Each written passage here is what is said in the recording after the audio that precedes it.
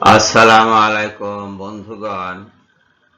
সজল দূষণ এবং তার বন্ধুদের বুঝতে হবে যে রাসূল সাল্লাল্লাহু আলাইহি সাল্লামের আদর্শ অনুসরণ এবং তার আদেশ নিষেধ মেনে চলা কোরআনের সাথে সামঞ্জস্যহীন কোনো ব্যাপার নয়।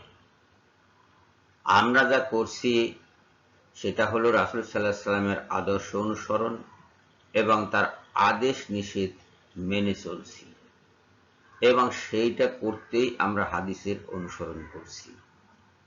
এর সাথে কোরআনের সাথে সামঞ্জস্যহীন কোনো ব্যাপার জড়িত নেই, কিন্তু সজল রোশন সেটা বুঝছে না।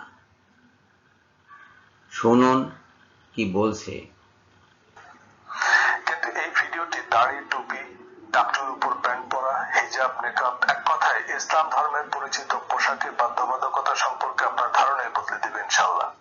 আমি কেবলমাত্র কোরআনের ভিত্তিতেই আলোচনা করব, কারণ কোরআন ক্লিয়ার, কমপ্লিট, ডিটেইলড এবং কোরআন বহির্ভূত বা কোরআনের সাথে সামঞ্জস্যহীন হাদিস, ফিকহ কোন ইমাম স্কলারের মতকে শরীয়ত ভিত্তি হিসেবে অনুমোদন দেয় না।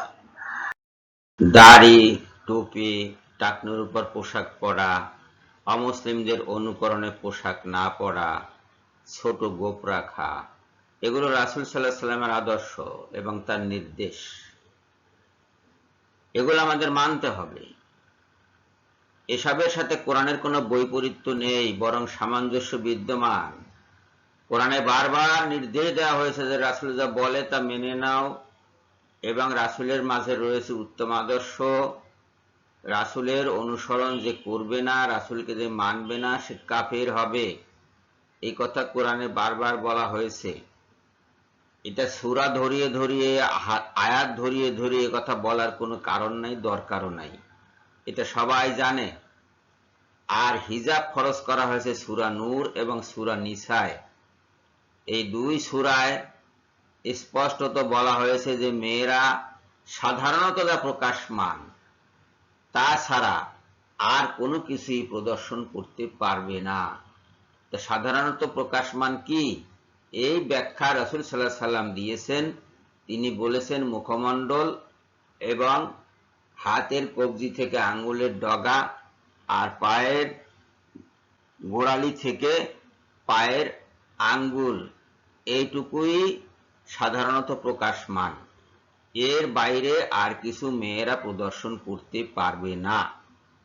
এছাড়াও বলা হয়েছে মেয়েরা যেন নির্ধারিত কতিপয় পুরুষ ছাড়া, এবং সেই পুরুষ কারা, মাহরম পুরুষ, এরা ছাড়া অন্যদেরকে যেন তাদের সৌন্দর্য প্রদর্শন না করে। তো সৌন্দর্য কোথায় থাকে? সৌন্দর্য মুখেও থাকে, হাতেও থাকে, পায়েও থাকে।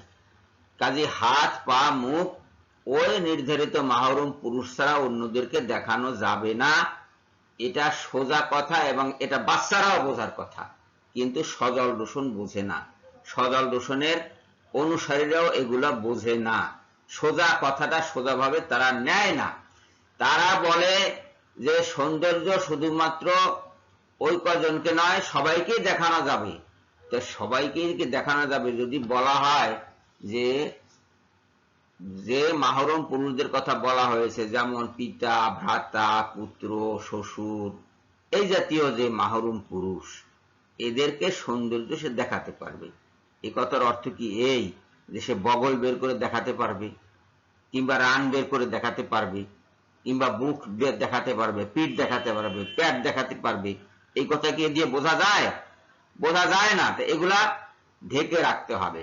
চুল মেয়েদের একটা বিরাট সৌন্দর্যের ব্যাপার, এটাও প্রদর্শন করা যাবে না। আল্লাহ পাক সৌন্দর্য প্রদর্শন করতে নিষেধ করেছেন। এমনকি কাপড়ের উপর দিয়েও যাতে পশ্চাৎ দেশ অথবা সামনের দিকের সৌন্দর্য প্রকাশ হয়ে না পড়ে, সেজন্য জোরে পদক্ষেপ করতে পর্যন্ত নিষেধ করা হয়েছে। আর কি নিষেধ করবেন আল্লাহ? কানে ধরে থাপ্পড় মেরে কি নিষেধ করবেন উনি? আল্লাহর যা নিষেধ করা সেটা নিষেধ করেছেন বাক্য ব্যয়, বাক্যে নিষেধ করেছেন।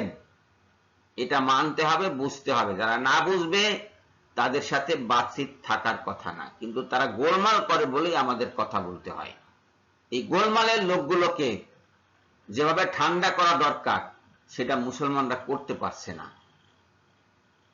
দুঃখজনক বিষয়টা হলো এই, যে ঠান্ডা করা দরকার এখন। সবাইকে ধন্যবাদ জানিয়ে এখনকার মতো বিদায় হচ্ছি। আল্লাহ হাফেজ।